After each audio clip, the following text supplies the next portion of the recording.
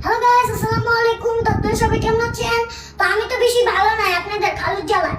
এই গরমের দিন আপনার খালু কাছে খালি কাচ্চি বিরিয়ানি খাবো, কাচ্চি বিরিয়ানি খাবো। এখন কি আর করা? স্যার কে রান্না করে দিবে? লেগে রান্না করে আমি রান্তাছি। বলুন তো এই অশান্তিটা ভাল লাগে এই গরমে?